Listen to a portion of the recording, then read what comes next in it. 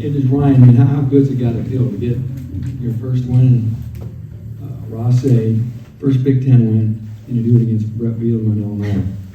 You know, the fact that it was Illinois, I know there wants to be like a big storyline and added emphasis on all those things, but the reality is where we were as a team, it didn't matter who the opponent was. We needed to get this game. We needed to go out there and play hard. We need to play tough and physical. We need to play assignment sound and put 4 quarters together of what we think is Boiler football. And so it was good to see the guys practice the way they did and prepare the way they did under the circumstances of the first 4 games.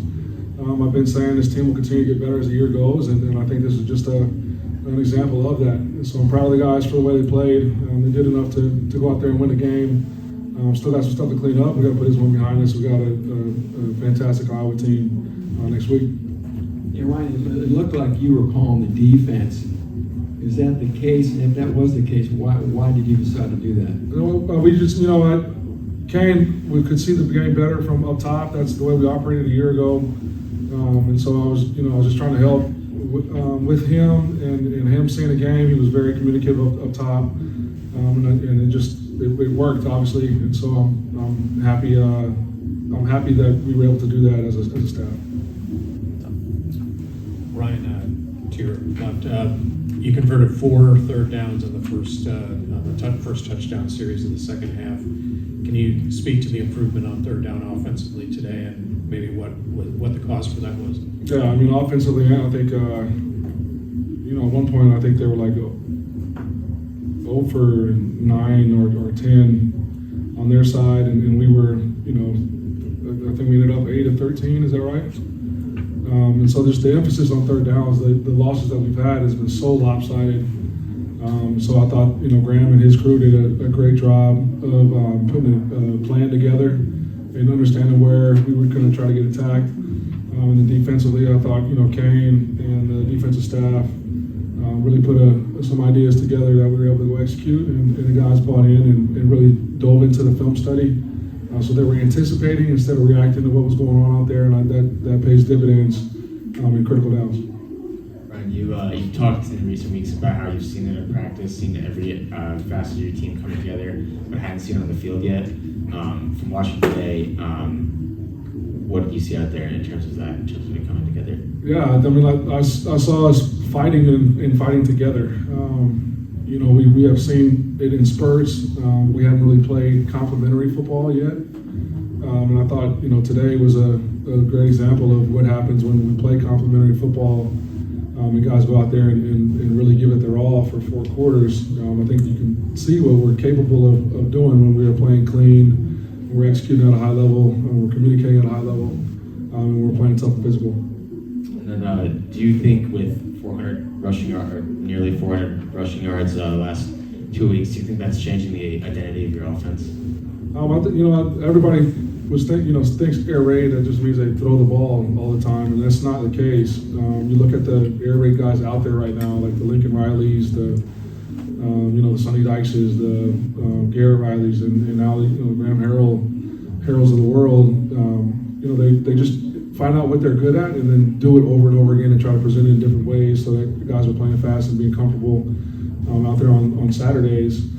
So I think this is just a good example of us playing balanced and still playing with pace and playing with tempo and throwing it when we need to throw it and running it when we need to run it. And Coach, defensively, you guys stopped their first 9 third downs, I believe, and got them off the field. Just where did that improvement on defense come from? It seems like you were maybe dialing up some pressures, getting some corners coming from the outside. Just how are you guys able to get them off the field? The guys went out there and executed the game plan. We try to put them in the advantageous positions, but ultimately, they're out there playing. It's always been about players, right? So I thought this week of preparation defensively was phenomenal. And the Wednesdays is our heavy third down emphasis days, and that was as good a Wednesday as I've been a part of. And so you practice habits become the NBA reality, and what you saw in practice all week, we saw out there today. What did you see from Yanni specifically? I understand he had to take on a little bit larger role this week. Just how was he kind of able to just do what he was able to do, and he also notched the first sack of his career? Yeah, Yanni's been phenomenal. He's been pushing for playing time. since the spring. You know, we made him the full-time inside backer. And like I said, we saw it in practice all week. And so it's no secret that he played the way he did today. And hopefully that'll be very, very advantageous for him moving forward and boosting his confidence. And, you know, now you got results to back up what you thought of him. And so I'm excited about his career. Ryan, when I guess starting in the spring, we heard this three-headed monster with the backs, with Dylan, with Tyrone, and with Maccabee. Was today kind of what you envisioned it when you got here in the spring and saw what you had at that position? Yeah, absolutely. We still got to work on ball security. I almost lost my cool there a little bit. You know, we got to keep preaching that, but you see how dynamic all three of those guys can be, how physical all three of those guys can be.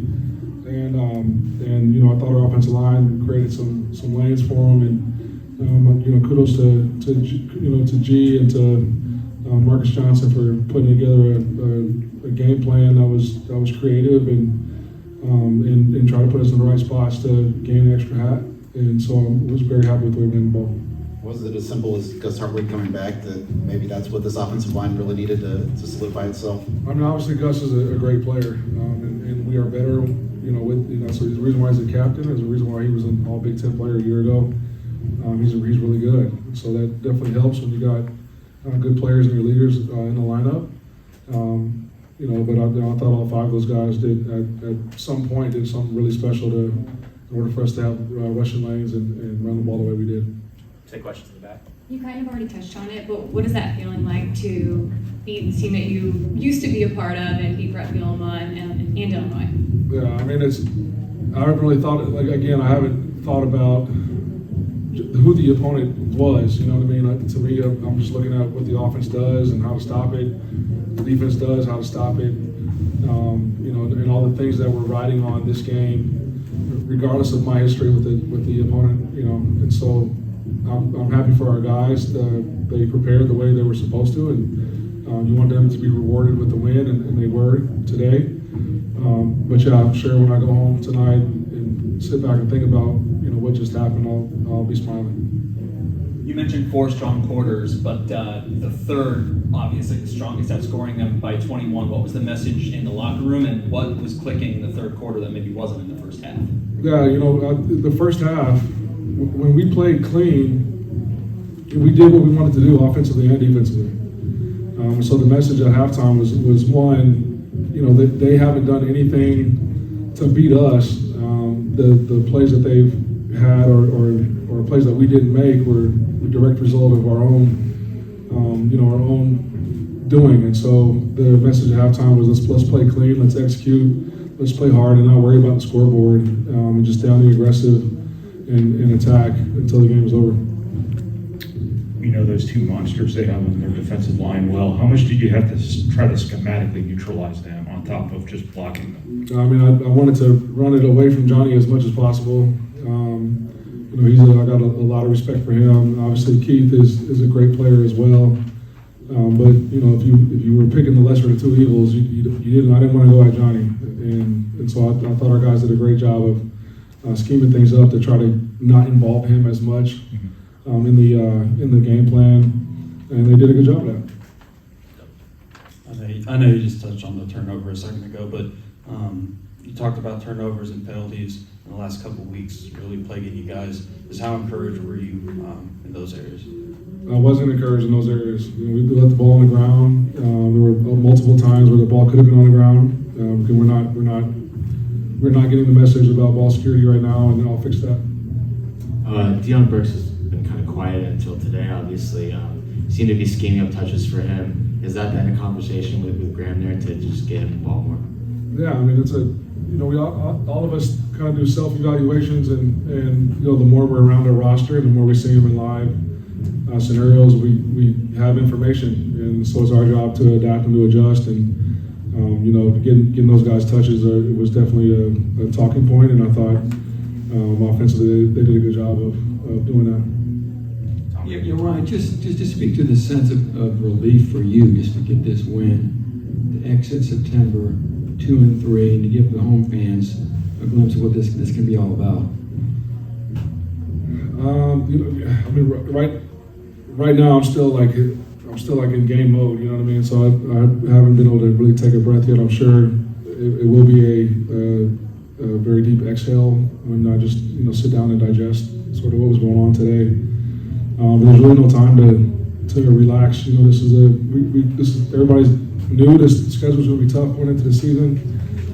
We got a Big Ten slate coming up that is as difficult a schedule as there is in this conference. So the time to sit and rest on our laurels right now is not the time to do that. We got to put this one behind us. We got to learn from it. We got to start preparing for Iowa. Ryan, any thing in particular that you feel like Hudson grew into today? Yeah, I thought he executed the game plan well. I thought he went and got us in the right situations and made the right reads in the run game. I thought he threw the ball on time and accurately, and got a lot of guys involved.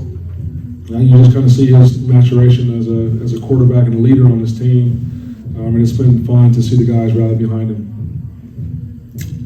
Any common denominator why your pass rushing or blitzes were so effective, and did you have to game plan, figuring the guys on the other sideline might have a pretty good idea what you're thinking in certain situations? We changed up a couple of signals so they wouldn't know what we were doing. But yeah, as far as the pressures and the ability to get to the quarterback, those were ideas that were brought up throughout the week in terms of what we were seeing from Illinois on film. More questions for Coach? All right, thanks, Coach. Thanks. All players in short leg.